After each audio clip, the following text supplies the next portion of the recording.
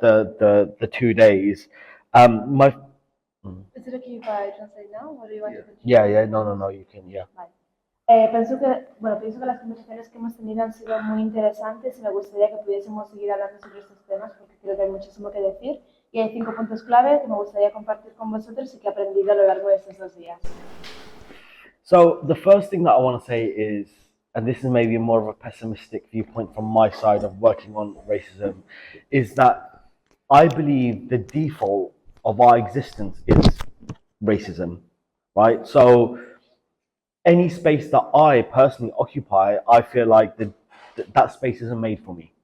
That space isn't made for me, whether that is me going and applying for a job, from the application process all the way of getting that job, and then performing in that job and that scrutiny that comes with that. Whether that's me walking down the airport and factoring in more time of when I will be stopped or profiled randomly, usually around, where are you going, questioning, or like looking through my stuff. Or it's even like it's kind of a deep psychological thing. When I enter a shop and I leave that shop without buying something, I'm like, I have to make sure that they see that I'm not stealing anything, right? Or like being very evident. So, like racism in itself is quite pervasive, sorry. And so like it's our existence, and even in these spaces, it becomes a thing. Now, there's 5 things that I will talk about very briefly. Okay. Lo primero es, también creo, un punto un tanto pesimista, y es que creo que nuestra sociedad está prediseñada para ser racista, está predeterminada. Entonces yo personalmente siento que cualquier espacio que ocupo no está hecho para mí, ya sea, por ejemplo, cuando voy a pedir un trabajo, durante el proceso de selección o ya ejerciendo en dicho trabajo, siento que no es para mí ese espacio. Luego, en el aeropuerto, por ejemplo, en el momento de hacer el check-in, pues tardo 1000 veces más porque me preguntan, me paran, me chequean, me miran la maleta. Y luego también creo que es un tema un tanto psicológico entrar en una tienda, no comprar nada, salir de la tienda y tener que ser muy evidente demostrando que no he robado nada. Entonces creo que el racismo es algo perverso y que está en todos nuestros espacios y en todos los aspectos de nuestra existencia, y entonces ahora voy a compartir con vosotros 5 puntos. So the first thing is we need to have a collective and solid understanding of racism. So there's a race scholar in the UK, Sivanandan, who once said that there's a racism that kills and a racism that discriminates. If we look at the Christchurch massacre, which happened in 2019, if we look at the Mediterranean Channel crossings and the people that are dying, if we look at the disproportionate deaths during the COVID pandemic, especially in the UK with black BME workers, we see that racism is lethal. But then we also have a racism that discriminates, that locks a large percentage or proportion of black workers in poverty and exploitation. And that's through the discussions we were having around precarious jobs, around outsourcing, around migrant workers being left labour segregation, but also left in limbo, with especially in the UK, with no access to justice, no access to healthcare or decent jobs that are secure and stable. So when we consider looking at, or when we consider talking about racism, sometimes it's quite easy to talk about stereotypes, so what individuals are doing. And I think there's a space that we talk about it, but we have to remember that those stereotypes and those perceptions don't just come out of like thin air. It's part of legacies of colonialism. It's part of scientific racism, eugenics. We have to think about the historical elements of these things, but then also we have to think about the process of racialization. Racism is about power, it's not about color, right? So like, who is the group that is being racialized? So I think the first thing that I would say is it's very important that we look at that, and then the manifestations of that is through the everyday, like access to, like, I don't know, welfare, or the policies, because policies often are dehumanizing and are part of the process.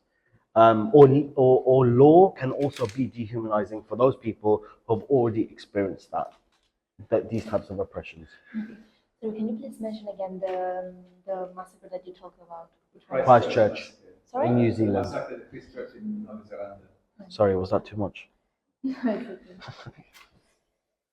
acuerdo.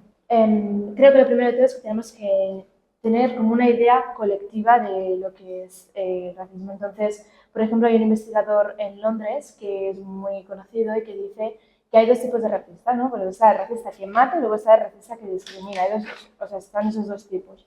Por ejemplo, tenemos las masacres en Nueva Zelanda de Christchurch.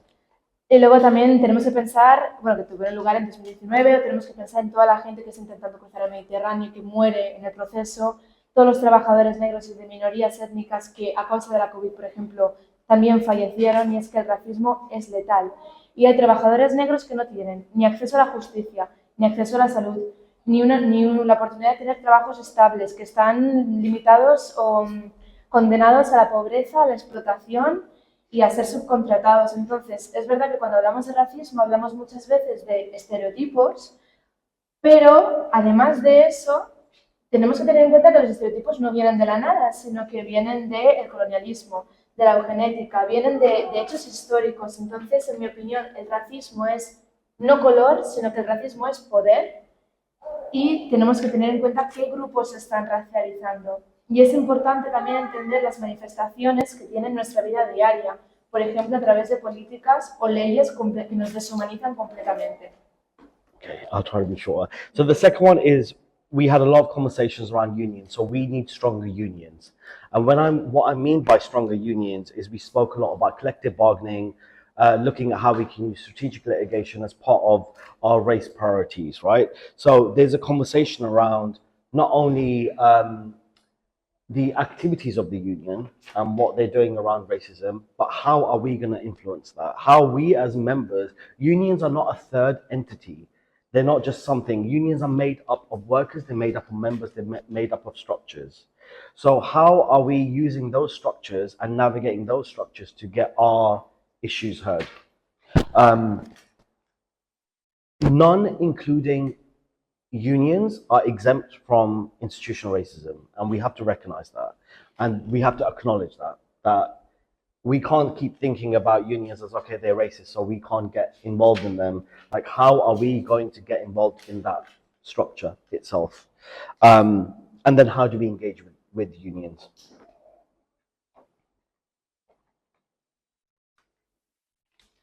De acuerdo, el segundo aspecto es que estamos hablando de los sindicatos, ¿no? Necesitamos sindicatos fuertes, necesitamos negociación colectiva, necesitamos litigios estratégicos. Esas deben ser nuestras prioridades, pero también es verdad que cuando hablamos de las actividades de la Unión no podemos solamente hablar de la Unión como algo externo a nosotros, como... del sindicato, perdón. No podemos hablar de los sindicatos solo como algo externo, sino que tenemos que hablar de ello como miembros. Al fin y al cabo, los sindicatos están hechos de trabajadores, de miembros, de estructuras, y tenemos que ver qué hacemos con dichas estructuras para poder alzar nuestras voces. El racismo institucional existe, alcanza o llega a los sindicatos, entonces tenemos que ver cómo podemos comprometernos o cómo podemos trabajar con los sindicatos también. The third one is there was a lot of talk around building our collective power and networking. So, you know, in the UK, when I started looking at how do we bring unions and civil society organizations and people together, what I started concentrating on was numbers. So I was like, okay, we have 50 today in the room. And then the next time we had 150. And then I really started to think differently about how effective it is to have so many people in the room.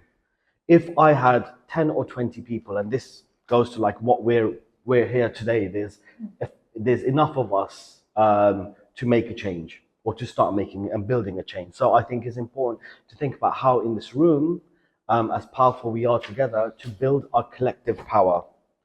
What is the story of ourselves? What do we believe in as a collective? And how are we going to bring people together?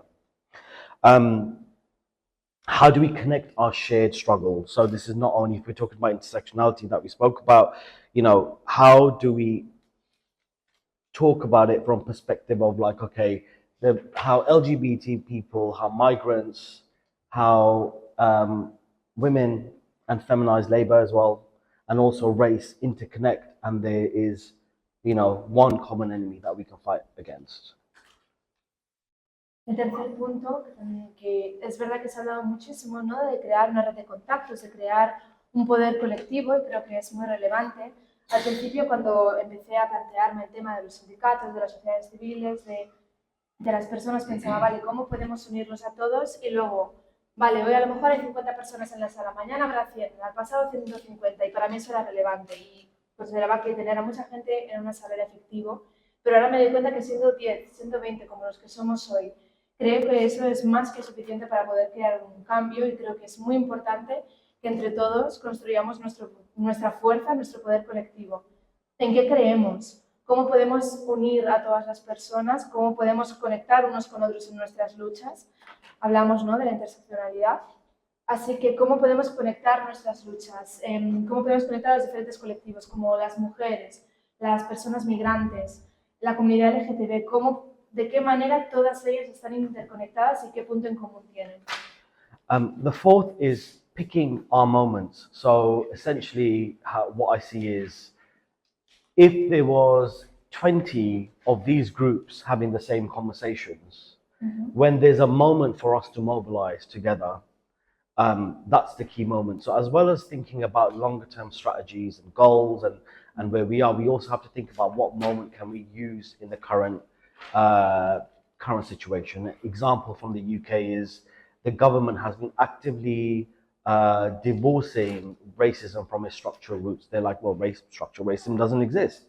And they wrote a report on this, essentially saying that structural racism doesn't exist. But there was a collective effort from unions, from groups that came together to counter this narrative.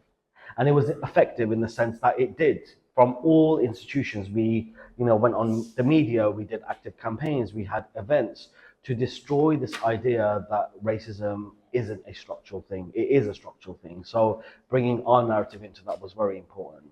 So it's important that we think about what are our short-term moments that we can adopt to collectively come together and win something.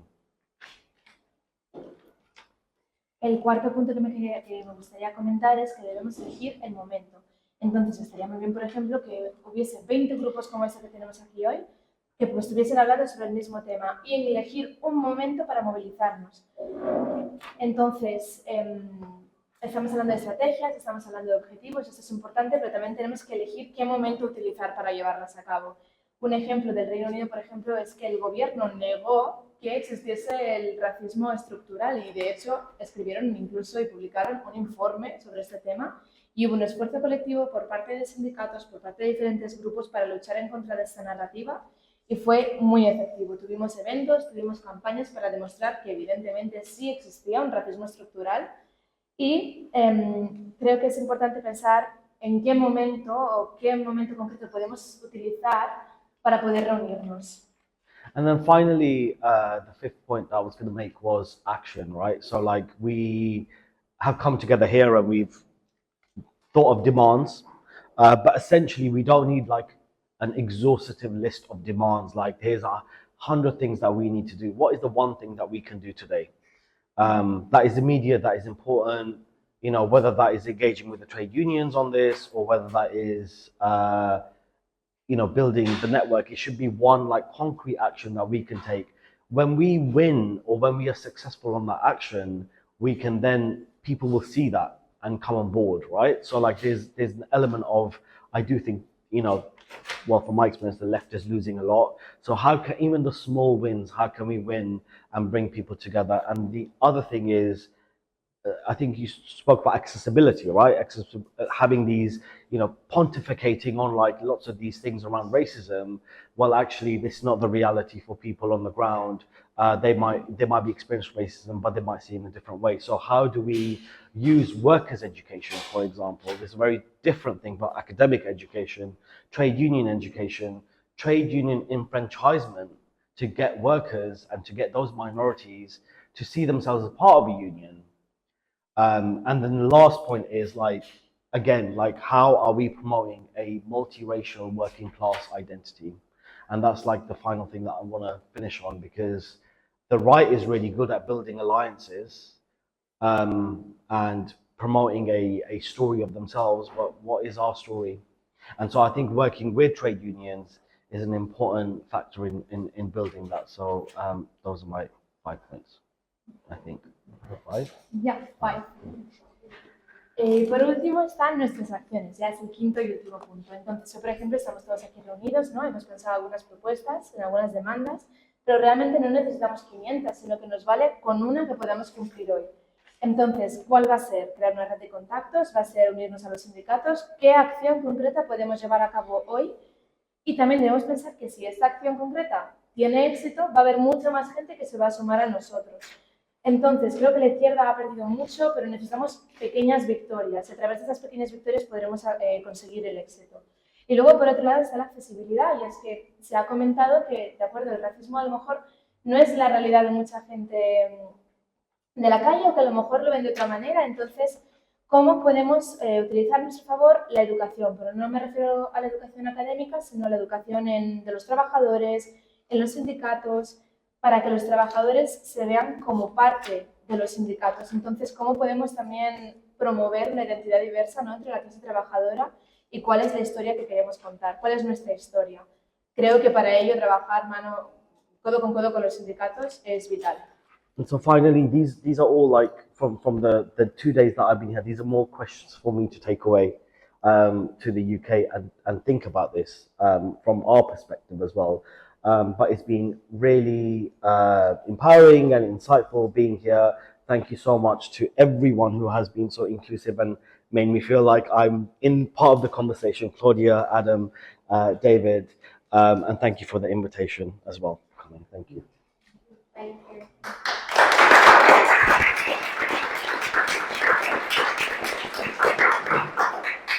Y finalmente, después de estos 2 días, me llevo muchas cuestiones a Reino Unido para seguir reflexionando un poco desde nuestra perspectiva, pero me gustaría decir que han sido 2 días fantásticos, que ha sido estupendo estar aquí. Muchas gracias a todos los que me han ayudado a formar parte de la conversación y a todos los demás, por supuesto, pero a Claudia, a Adam, a David y a todos los que habéis hecho que me sienta como en casa y que no me sienta para nada excluido.